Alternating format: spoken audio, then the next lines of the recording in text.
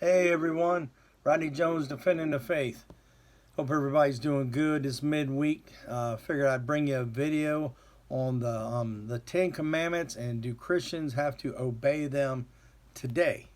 When you think about the Ten Commandments, you're like, hey, this is pretty moral law, Yeah, we follow these laws. So I just wanted to get into them and talk a little bit about them. I got everything written down what I want to say in the video, so stay tuned. Let's get into this. The Ten Commandments. Should Christians obey them today? All right. Understanding the relationship between the Christian and the law is knowing that the Old Testament law was given to the nation of Israel, not to Christians. Some of the laws were to reveal how to obey and please God.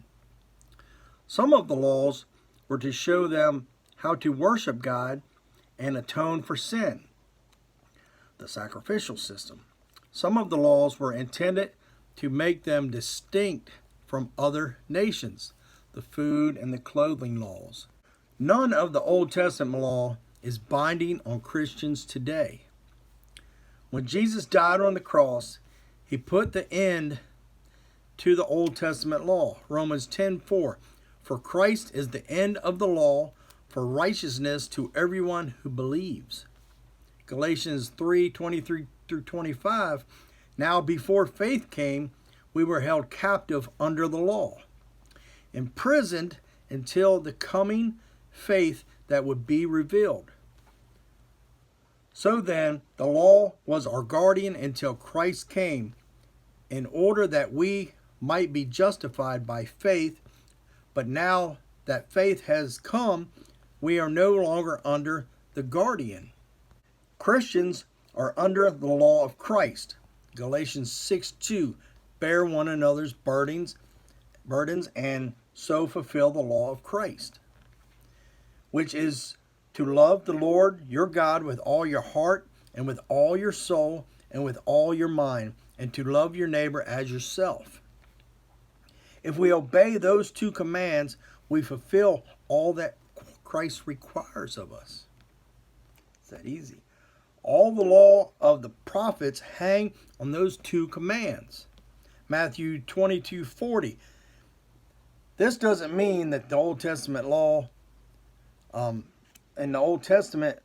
mean that the Old Testament law is irrelevant today, but many of the commands fall into the category of loving God and your neighbors.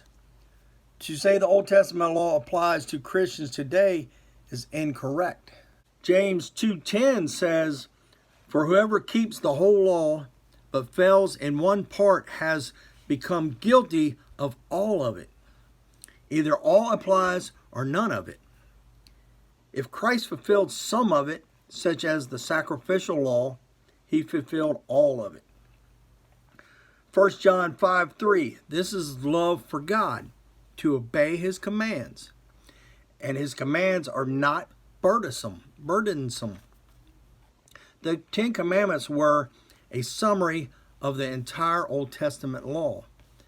9 of the 10 were clearly repeated in the New Testament, all except the command to observe the Sabbath. If we love God, we will not be worshiping false gods. If we love our neighbor, we will not murder them, committing adultery against them, or coveting what belongs to them. The purpose of the Old Testament law is to convict people of our inability to keep the law and to point us to a need for a Savior. Romans 7:7 through 9. What then shall we say? That the law is sin? By no means. Yet if it had not been for the law, I would not have known sin, for I would not have known what it is to covet if the law hadn't said so. You shall not covet.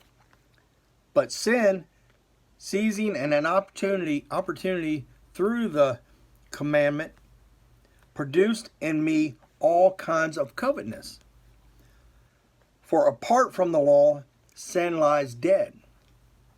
I was once alive apart from the laws, But when the commandments came, sin came alive, and I died. Galatians 3:24. So then, the law was our guardian until Christ came in order that we might be justified by faith.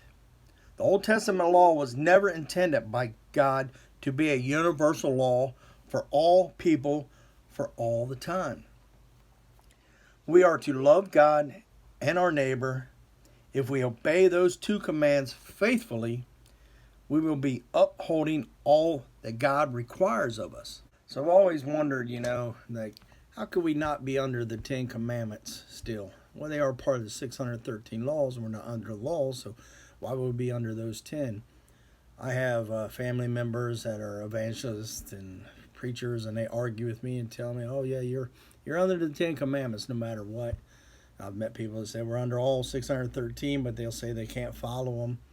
So I've always thought about it, too, because I was like, man, we definitely don't want to murder our brothers, but, when the law was given, I mean, these people weren't forgiven for these unless they sacrificed animals, I guess, or whatever. So I was like, we don't murder our neighbor, but the truth is, when you get looking into it, we do murder our neighbor. Sometimes we don't even know it. When we talk bad about somebody or gossip about them, God considers that murder. It's not a physical murder, but we do that against them. So we gotta be careful with that. But we're not under the law, so we're forgiven by faith and knowing what He did for us, and we confess it with our mouth. Believe in your heart, like I always said about our heart. Believing what Jesus did. He died on the cross and offered us the ultimate gift of grace. So there you go. We're not under any laws, as a lot of people talk about it. Steve Parks talks about it a lot. My other buddy that does videos on here, follow his page. If you haven't been to his page, just Steve Parks, look him up. He talks quite a bit about it. So we talk a lot privately. So we're not under any laws. We're under the 2 laws I said: love the Father with all your heart, soul, and mind. Heart, soul, and mind. Love your neighbor as yourself. There you go. It's pretty easy, just have faith, and we definitely don't try not to sin.